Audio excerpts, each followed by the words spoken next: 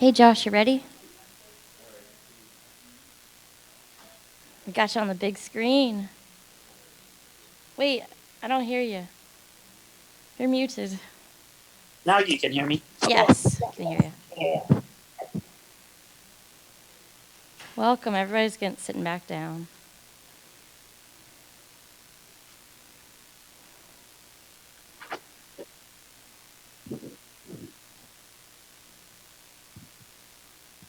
All right, Josh, take it away.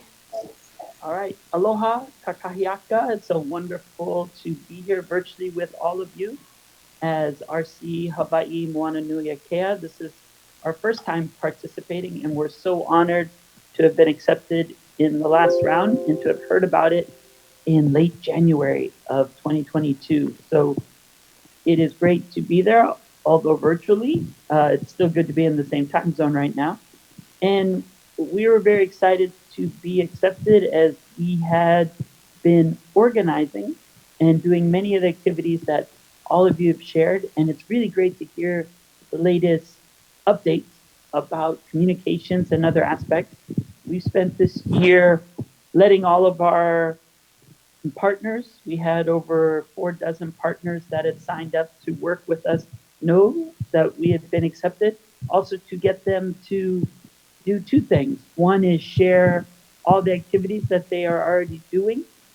But what we thought was also quite significant was asking each one of our partners to dream as well, to think of one more activity they would want to do, something bigger they haven't done, and think of that as a way that you and URC Hawaii Moana Nui Akea could grow in the sense of reaching out and working with one another and doing more than we had all done alone so far in Hawaii on education for sustainable development.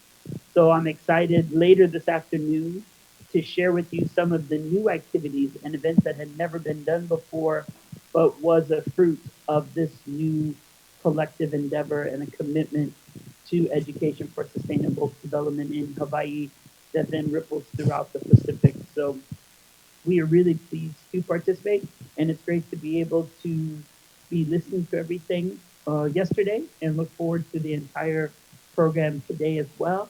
And next time we'll be able to make it that last final step and be able to get to the Regional Americas meeting and hopefully the global one as well. The main area that we've been looking at is always the 3-step process in our work. That's education, then mobilization, and then finally realization. And those are the 3 areas that we've been organizing in for the last year to be able to coordinate. That's education in the formal sense with courses at the University of Hawaii, but then also reaching out to other partners such as Chaminade and Hawaii Pacific University. We have a course now that I'm teaching in comparative politics at University of Hawaii West Oahu. It actually covers one global goal every week of the semester. So now we're all the way, of course, past number 5 of gender equality and gender justice, looking at clean water and sanitation next week. We also have informal education with smaller conferences and Josh, summits. you're getting quieter. I don't feel it being quieter. There you go. Okay, that's good. Yeah. And so then maybe as morning whispers. And then in mobilization, it's actually getting people to get more involved than they've been in the past and moving things forward on important issues. And then realization is actually having significant change. One of those, of course, is the area that we concentrate in is at we call it Municipal Multilateralism, working at the human rights cities and sustainable cities element in our cities and counties in Hawaii. There are 4 of them representing the islands of Hawaii Island, the largest island with the beautiful volcano, Maui, which consists of Lanai as well as Molokai, and then Kauai, most people know from Jurassic Park, but a beautiful natural environment, and then Honolulu, which is, of course, the largest one, but then also as a state as well, adopting legislation in the Hawaii State Legislature. So we'll share some of those successes that we've had so far a little bit later, but we know it's early. We just wanted to say mahalo nui loa. Thank you very much for including RCE Hawaii Moana Nui Akea, and we look forward to share more in detail this afternoon with all of the others. And those have been so beneficial to listen to. A lot of times when we go out and talk, people are like, "Ooh, what's a one-pager? What's a three-page? The brochure. What is an RCE?" And it's really good to hear all that people are doing, because it'd be great to share those. So the communication update this morning, extremely valuable for us. And we've always had youth involved in all of our organizing, so I'm really glad to hear that yesterday, and it'll be no problem to include the voice of youth going forward. So I'll stop there, and it's really great to be with everyone. I'll try to get a little bit more presentable since it's on the big screen by this afternoon, but I'm sort of on my way to Diego's beard and then heading towards Hey, Watt. Walter up there, but I'll have that all cleaned up by this afternoon. But it's great to participate. Hey, Walter, do you want to say hi to everybody?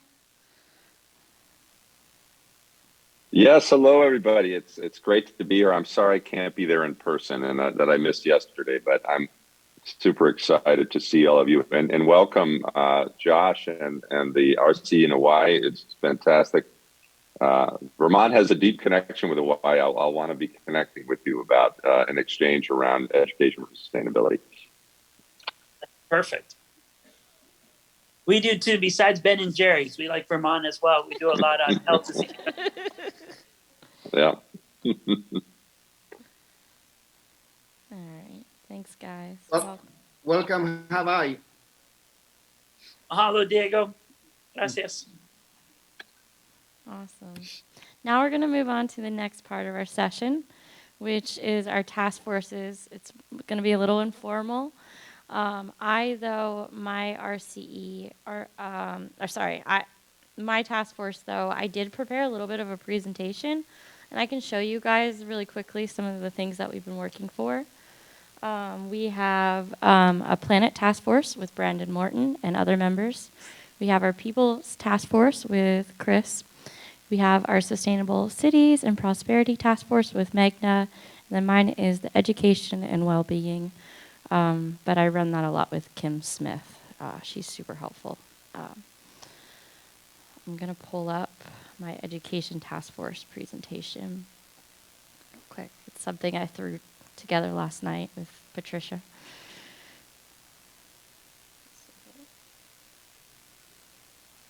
These are our task force members on the education task force as well. We definitely have a variety from mostly the United States, but also in Central and South America as well. Thanks so much for everybody for joining. Oops, I went too fast. Our meetings are mostly project-based, which means that we meet whenever we want to work on a project. I'm going to show some of the things that we work on in a second, but we've had webinars. We welcome video submissions as well that we can get published on the website and on YouTube as well from your RCE in case anybody's interested. We're very eager to do that. This past summer, Steve and Edita had an SDG and community engaged learning workshop as well. It was awesome. It was interpreted as well. There's a screenshot of us all. We also, in our task force, we have a spreadsheet. I love spreadsheets. These are screenshots of one of them. We have conferences in there. I updated the spreadsheet last night, so in case anybody wants a copy of the spreadsheet, I can get you this link. We also have publications in there as well, that in case you or your students are interested in them. And then we conclude with collaboration ideas. So that's something that I've constantly updated since we've started the task force for opportunities. And I just updated it fully last night as well, too. Another opportunity that we offer through our education task force is the Gandhi Legacy Tour. In case anybody's interested, I do believe that they're still taking people. Chintzia in the pink shirt over there would be able to help you, and so would Dr. Brian Polkinghorn.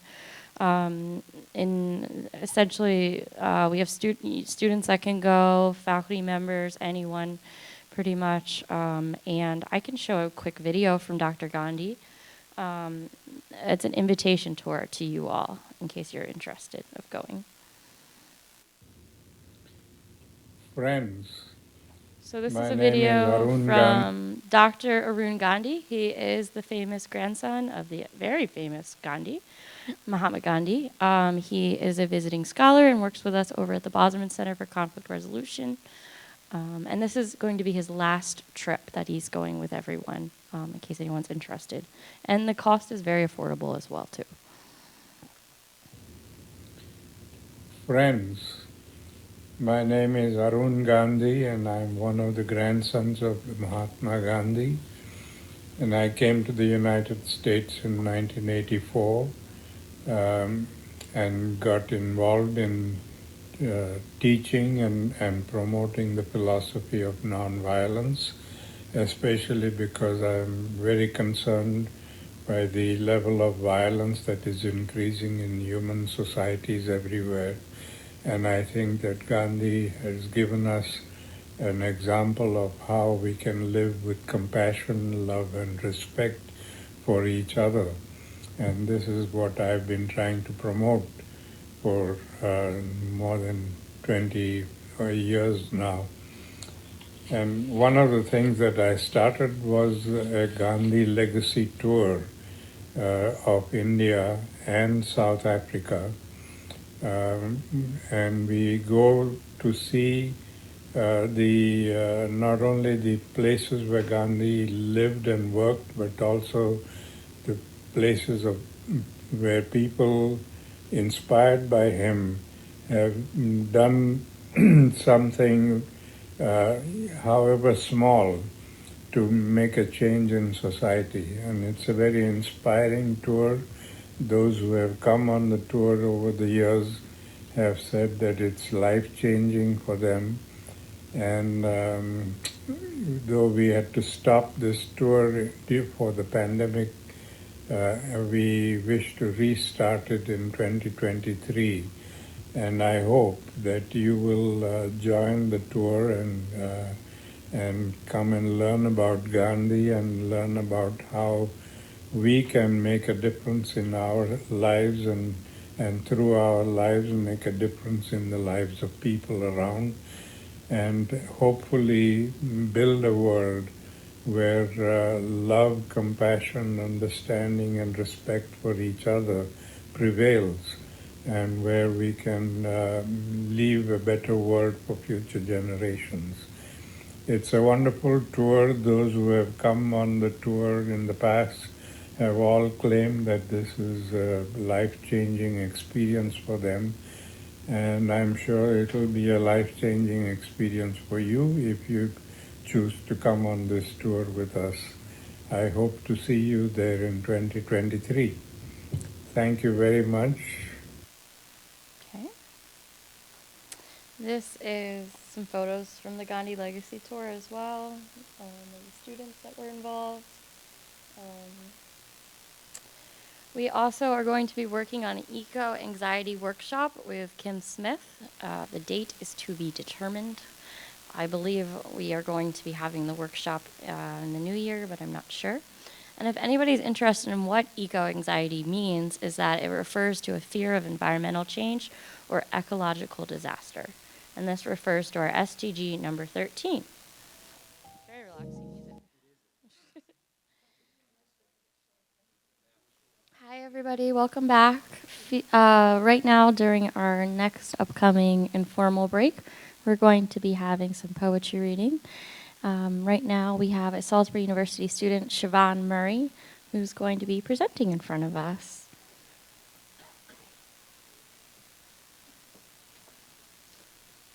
Good morning, everybody. My name is Siobhan, like she said. I'm going to be reading some poems for you that feature like elements of nature. And this first one is called Roadkill. There are no street lamps. The residents like the absence of light. Even the ones that don't believe in climate change know the stars shine brighter than a pollutant-veiled pinprick. At stop signs, headbeams flutter with wings. Fireflies rise from darkness, pulp on your bumper. This is why we invest in the unborn. It is lazy, the knowledge that the ball of a foot can accelerate into a swarm. Flexing an ankle can smash moths into clipped angel wings on the dash. This next one is called Pastoral. When I drive down these roads, I smell the acrid black bark, light flowing through the osteoporotic trees, incense wafting through oak aisles, the rot underneath our memories. When I haunt the places that we sheltered, inside I feel you, the salt on your skin, earlobes that taste of mushrooms. Anyone else's spit curdles in my mouth, the unfinished orgasm, the oath I meant, to swell, to be a brown moon, insemination, my empty womb. I feel my diaphragm on yours. How we forget moss was never part of the ground. How we unearthed shrines, defied biology, and you left me still. This one is called Woolly Bear Caterpillar in December. There is no retreat from nostalgia. It seeps into every snow den and every mantle of leaves. There is no camouflage, from stale gingerbread houses and smudged frosting, from Christian songs, both soft and soaring, worshippers finally breaking, free of whispers, stone-hard pews, genuflection on a trampled Merlot carpet, as if they have the 4 weeks of Advent out of the year to rejoice. I can't pump my veins full of glycerol and count down from 10 as my heart slows to a stop. I can't barrow away from cold stares and snide comments over dinner. You exile me, then ask why. Meanwhile, Christ has dwindled down to a baby in a manger, emptied of brimstone and fire. There is a million-years-old God behind his painted blue eyes. Satan morphed his skin into scales in Eden, but his tongue was always forked. Botticelli paints Jesus clinging to his teenage mother's neck, chubby arms feigning helplessness. And I almost begin to forget the way her fingers fit around my own neck like a collar. I'm sick of kisses to the knee after you pushed me to the concrete. You stoned me in the Old Testament, but now preach mercy. An apology from you would be like losing my virginity, the recreation of a fantasy. My mother has mastered the art of hibernation, buried underneath an avalanche of silence. The frostbite is killing her, and I won't wake up with the spring melts and find that you were ever sorry. And this last one is called Catalog. Catalog each blade of peach fuzz grass, measured before it can grow higher than a blister-ridden thumb. Memorize every pine tree, genus and cone, sterilize the corkscrew hazels, and trim twisted stalks to even. The branches that tremble and seethe with squirrels will be sawed. The merlot of a blackbird's wings blur together with the tangerine of an oriole. Thank you.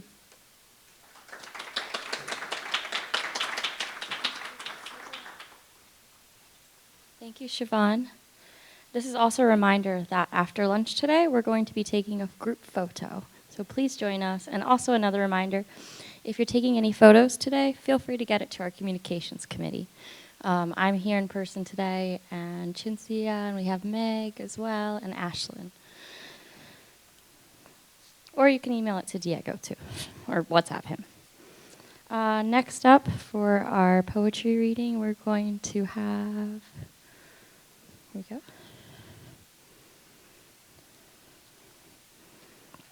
Is it Sarah?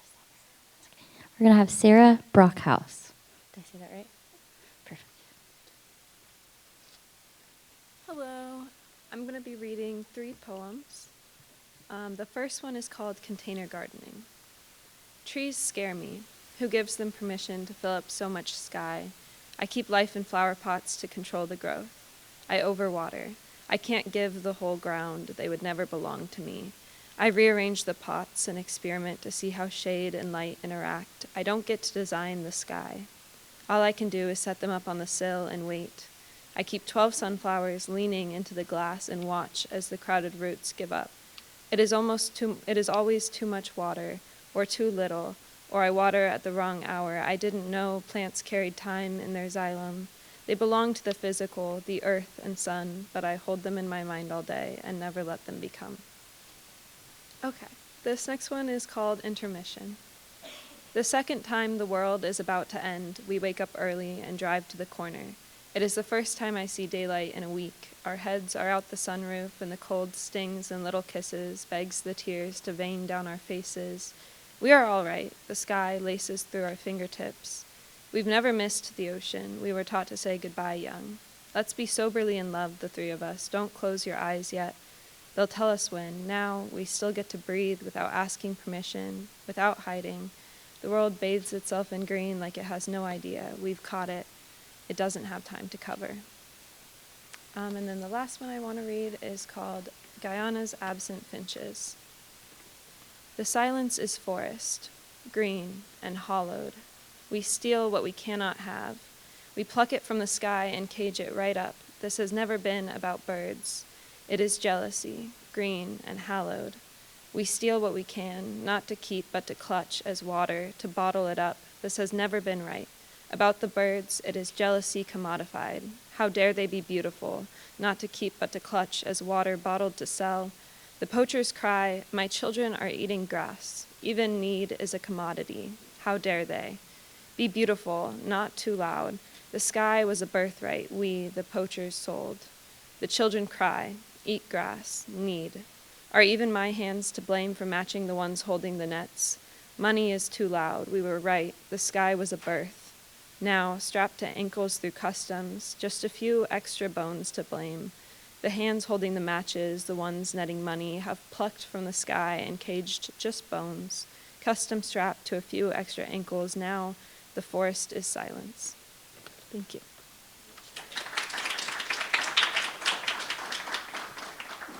Thank you. Next up, we're going to have Summer Smith.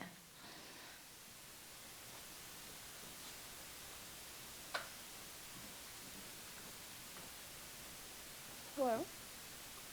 My name's Summer Smith, and I will be reading 3 poems. This first one is called Liadlau Lisuga. They forget us in the glisten, the shatter and our sisters. Still hung in the sky, we are gold, great.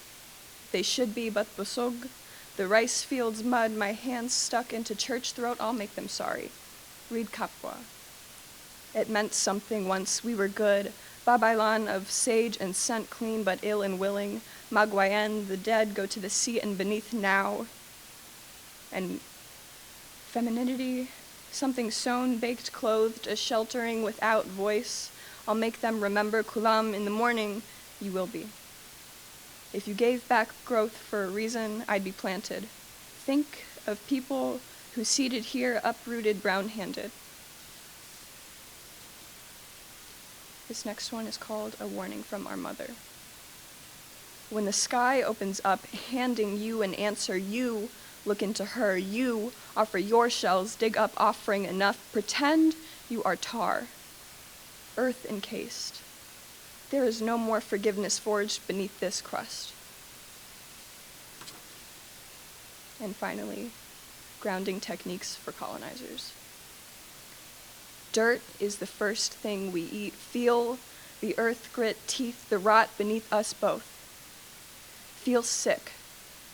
The river water sinks, stuck into your skin, another herb steeped into you, but where did the ground go? Somewhere under song and over horizontal chorus spinning, no more of me will vine your nervous system, and sometimes the heat smells like cooking. Picking bones out until there is no meat, the brook will take you. Thank you.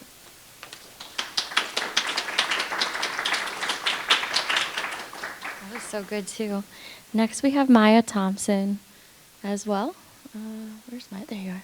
Maya actually is competing for a Fulbright right now. I'm the Assistant Director of Fellowships here, so wish her luck.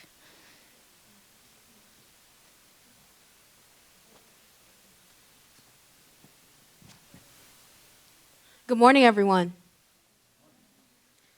The first poem I have for you today is titled, On My Way to the Organic Market. Many times I have found the weeping willow tree and claimed a seat in the shade. I have found the willow surrounded by cows chewing clumps of grass, hay bales bundled like sleeping bags scattered across the pasture. I learned the music ants compose when they scurry toward the canopy. their eyes dotted along the bark like quarter notes on treble clefs. I gaze in unabashed wonder at its arching branches, how the leaves almost touch the tallest blades. This space of nothing suspended above its shadow is the millisecond before mothers and fathers press the camera buttons and we stumble into our first steps. The millisecond before we shake hands to say, "Nice to meet you," or "Thank you." Weeping, a name synonymous with grief, as in the funeral ritual where pallbearers garbed in black return the body to earth. May I propose today, weeping can be the opposite of devastation. The fountain spews water past the valleys between my knuckles. Yes, joy lives here too. Thank you.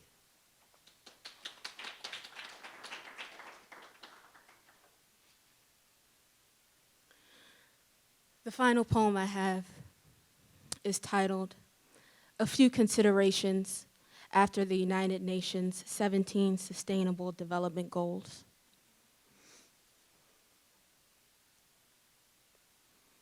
I offer this dedication to our pollinators because the wind does not labor alone.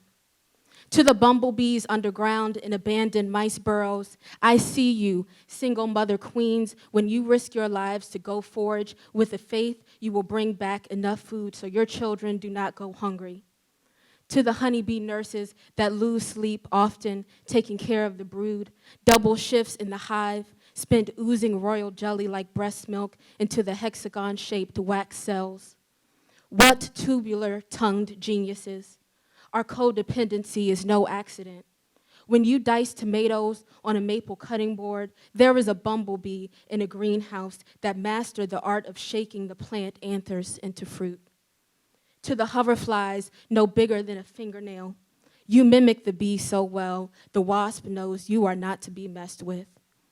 To the moths that clock in after midnight, teach me your nocturnal song, how to be dusk and nectar. Because our pollination workforce is not limited to those with wings, I thank those with tails. The gecko that crawls on the island floor as pollen glistens like a dash of turmeric on its nose. The ruffed lemur's pollen wisp on the muzzle and fur. I invite you to walk the labyrinth, enter the paved stone, and pause for a moment of gratitude at its center. We are billions in one gigantic pollen basket, Velcroed to the bee's hind leg. We teach, we try, we triage the wounds. Humanity, I inscribe our names in the clouds, watch it return in the rivers, in the lakes. Humanity is an arboretum forever planted by hope. Thank you.